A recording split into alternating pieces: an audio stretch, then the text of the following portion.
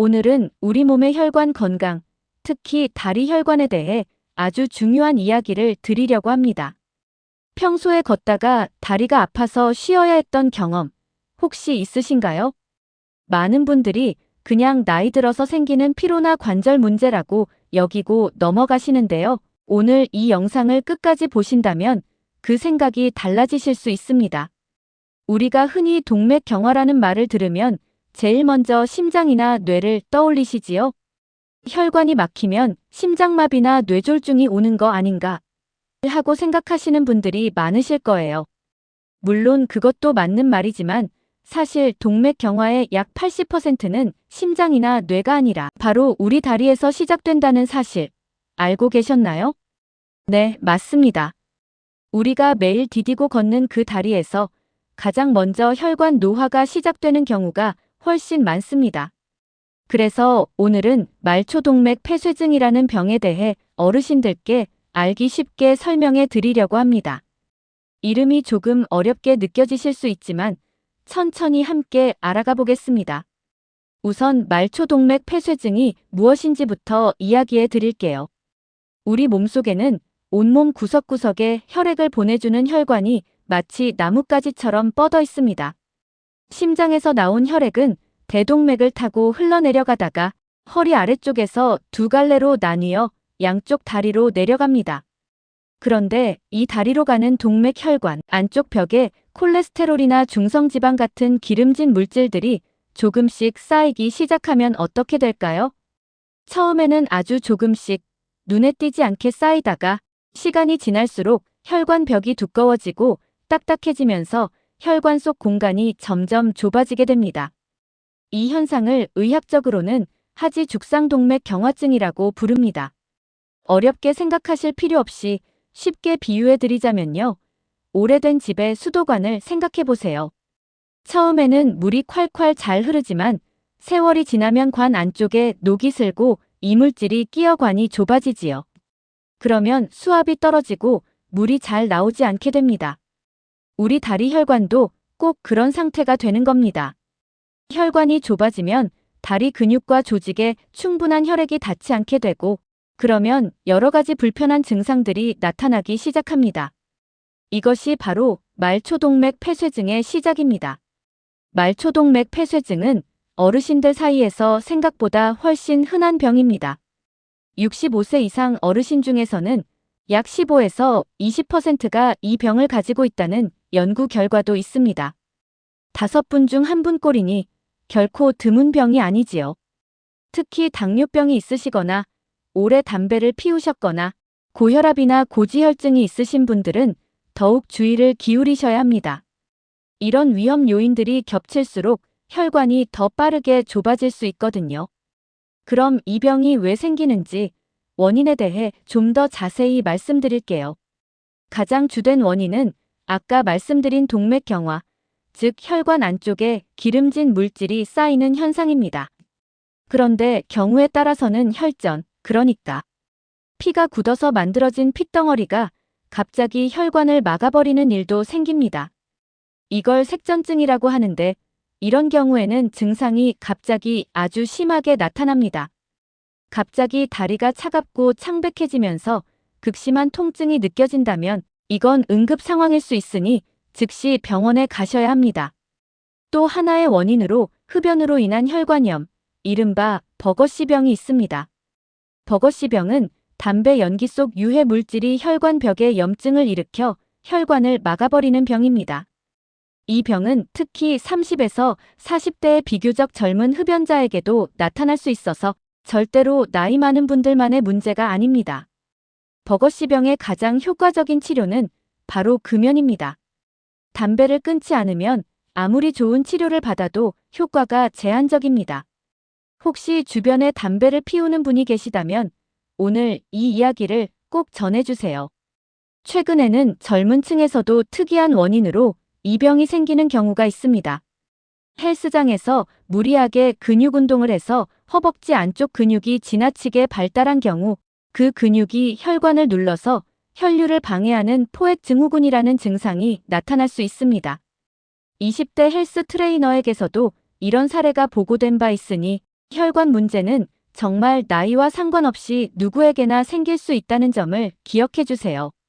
그리고 요즘처럼 장시간 앉아서 일하는 분들, 혹은 장거리 운전을 하시는 분들도 주의가 필요합니다.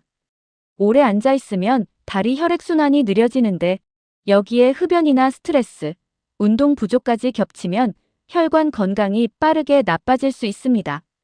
어르신들 중에서도 하루 종일 TV 앞에 앉아 계시거나 움직임이 적으신 분들은 의식적으로 자주 일어나서 가볍게 걷는 습관을 들이시는 것이 정말 중요합니다. 자, 그럼 이제 이 병이 생겼을 때 어떤 증상이 나타나는지 살펴볼게요. 말초동맥 폐쇄증의 가장 대표적인 증상은 간헐적 파행이라고 합니다. 이름이 조금 생소하시지요? 간단히 설명드리면 걷거나 활동할 때 다리에 통증이 생겨서 멈춰 쉬어야만 하고 쉬고 나면 또 괜찮아지는 현상이 반복되는 것입니다. 예를 들어 시장을 보러 나가셨는데 조금 걷다 보면 종아리가 뻐근하고 아파서 잠깐 서 있어야 한다거나 계단을 오르다가 허벅지가 당기고 쥐어짜는 느낌이 들어서 중간에 멈춰야 한다면 이게 바로 간헐적 파행의 신호일 수 있습니다. 통증은 종아리에서 가장 흔하게 느껴지지만 허벅지나 엉덩이 쪽에서 나타나기도 합니다. 어디에서 증상이 느껴지느냐에 따라 어느 부분의 혈관이 막혔는지를 어느 정도 짐작할 수 있습니다. 종아리 통증은 무릎 아래 혈관 문제일 가능성이 높고 허벅지나 엉덩이 통증은 좀 더 위쪽 혈관이 좁아진 경우가 많습니다. 또한 다리의 겉모습도 달라질 수 있습니다. 혈액이 잘 공급되지 않으면 다리 피부가 창백하게 보이거나 푸르스름한 빛을 띠기도 합니다. 손으로 만져보면 차갑게 느껴지고 양쪽 발의 온도가 다르게 느껴질 수도 있습니다. 건강한 쪽 발은 따뜻한데 아픈 쪽 발은 서늘하다면 이건 혈액 공급에 차이가 생겼다는 신호입니다. 병이 많이 진행되면 다리 털이 빠지거나 발톱이 두꺼워지고 잘 자라지 않는 증상도 나타납니다. 심한 경우에는 발에 상처가 생겨도 잘 낫지 않고 심지어 피부가 썩기 시작하는 괴사까지 이어질 수 있습니다. 2단계까지 오면 발이나 다리를 절단해야 하는 상황이 생길 수도 있어서 정말 조기에 발견하고 치료받는 것이 너무나 중요합니다. 많은 어르신들이 이런 다리 통증을 겪으실 때 그냥 다리가 안 좋아서 혹은 허리 디스크나 척추 문제 때문이라고 생각하고 넘기시는 경우가 많습니다. 실제로 증상이 비슷하게 느껴질 수 있어서 혈관 문제인지 척추 문제인지 헷갈리기 쉽습니다. 그래서 두 가지를 구별하는 방법을 알려드리겠습니다. 척추관 협착증으로 인한 다리 통증은 허리를 앞으로 굽히거나 유모차나 마트카트에 기대어 걸으면 훨씬 편해집니다. 왜냐하면 그 자세에서 척추관이 조금 더 넓어지면서 신경이 덜 눌리기 때문입니다.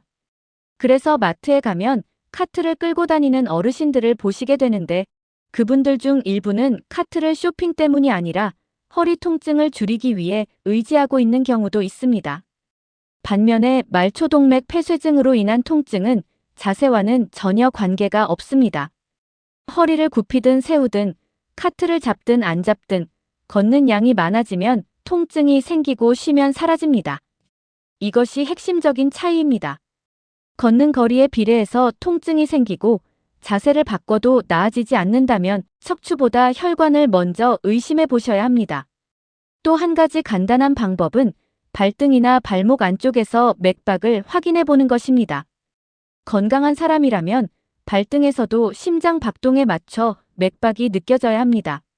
만약 한쪽 발은 맥박이 느껴지는데 다른 쪽은 잘 느껴지지 않는다면 전문 의사에게 진료를 받아보시는 것이 좋습니다. 말초동맥 폐쇄증을 진단하는 데는 여러 가지 검사가 있습니다. 그 중에서 가장 기본적이고 간단한 검사가 ABI 검사, 즉 발목상완지수 측정입니다. 팔과 발목의 혈압을 동시에 재어서 비율을 계산하는 방법인데요. 건강한 사람은 이 수치가 1.0 이상이 나옵니다. 그런데 이 수치가 0.9 이하로 나오면 말초동맥 폐쇄증을 의심하고 추가 검사를 진행하게 됩니다. 이 검사는 아프지 않고 아주 간단하니까 혹시라도 증상이 있으신 분들은 두려워하지 마시고 병원에서 검사를 받아보시기 바랍니다. 초음파 검사나 CT 혈관 촬영, 혈관 조영술 같은 방법으로 혈관이 얼마나 좁아졌는지 정확하게 파악할 수도 있습니다. 치료 방법은 병의 진행 정도에 따라 다릅니다.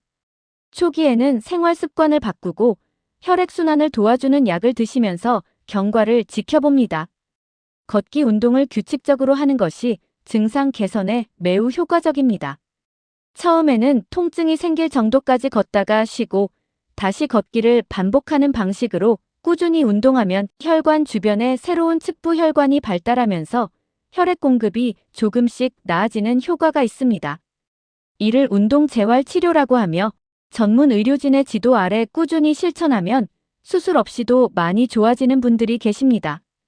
혈관이 많이 좁아진 경우에는 풍선으로 혈관을 넓히는 시술이나 스텐트를 삽입하는 시술을 받기도 하고 심한 경우에는 다른 부위의 혈관을 이어붙이는 혈관 우회 수술을 받을 수도 있습니다. 무엇보다 가장 중요한 것은 예방과 조기 발견입니다. 혈관은 한번 나빠지면 다시 완전히 젊어지기가 어렵기 때문에 나빠지지 않도록 미리 관리하는 것이 최선입니다. 담배를 피우고 계신 분이라면 지금 당장 금연하시는 것이 혈관 건강을 위해 할 수 있는 가장 강력한 한 가지 행동입니다. 흡연은 혈관을 수축시키고 혈관벽에 염증을 일으켜 동맥경화를 몇 배나 빠르게 진행시킵니다. 금연을 시작한 지 단 몇 달만 해도 혈관 기능이 눈에 띄게 좋아진다는 연구 결과가 있으니 아직 늦지 않았습니다. 식사도 정말 중요합니다. 기름지고 짠 음식, 당분이 많은 음식은 콜레스테롤과 중성지방을 높여서 혈관 안쪽에 기름때가 끼게 합니다. 반면에 채소와 과일, 생선, 통곡물을 많이 드시면 혈관 건강에 도움이 됩니다. 특히 등 푸른 생선에 들어있는 오메가3 지방산은 혈액을 맑게 하고 혈관 벽의 염증을 줄여주는 효과가 있어서 자주 드시는 것이 좋습니다. 올리브유를 요리에 활용하시거나 견과류를 간식으로 드시는 것도 좋은 방법입니다. 다만 견과류는 칼로리가 높으니 한 줌 정도가 적당합니다. 혈압과 혈당, 콜레스테롤 수치를 꾸준히 관리하시는 것도 매우 중요합니다. 고혈압이 있으신 분들은 혈압이 높을수록 혈관 벽에 가해지는 압력이 커져서 혈관이 더 빨리 손상됩니다. 당뇨병이 있으신 분들은 혈당이 높으면 혈관 내피세포가 손상되기 쉬워 동맥경화가 빠르게 진행됩니다. 처방받은 약은 불편하더라도 꾸준히 드시고 정기적으로 병원 검진을 받아서 수치를 확인하시기 바랍니다. 체중 관리도 잊으시면 안 됩니다. 과체중이 되면 혈관이 더 많은 부위에 혈액을 공급해야 하므로 심장과 혈관에 부담이 커집니다.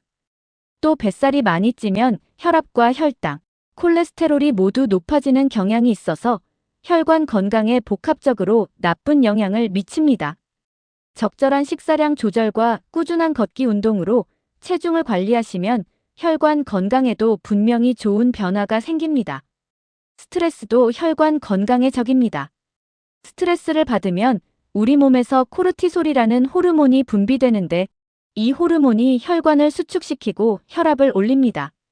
장기간 스트레스에 노출되면 혈관이 계속 수축된 상태가 반복되면서 혈관 벽이 손상될 수 있습니다. 가벼운 산책, 명상, 좋아하는 취미 활동, 가족이나 친구들과의 즐거운 시간 등 스트레스를 풀 수 있는 자신만의 방법을 찾아두시는 것이 좋습니다.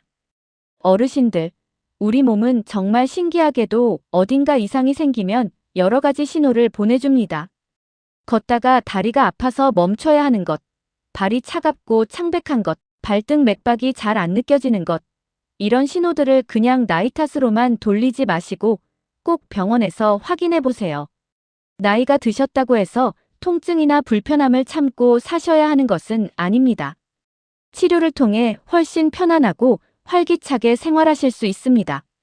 건강한 혈관은 건강한 노년의 가장 든든한 기반입니다. 오늘 이 내용이 어르신들의 건강을 지키는데 작은 도움이 되기를 진심으로 바랍니다. 걷는 것이 힘드셨던 분들, 다리가 자주 아프셨던 분들, 가까운 병원에 가셔서 꼭 한번 혈관 건강을 점검받아 보세요. 우리 몸이 보내는 경고 신호를 무시하지 않는 것. 그것이 오랫동안 건강하고 행복하게 사시는 첫 걸음입니다. 어르신들 모두 오늘도 건강하시고 다음 영상에서 또 뵙겠습니다.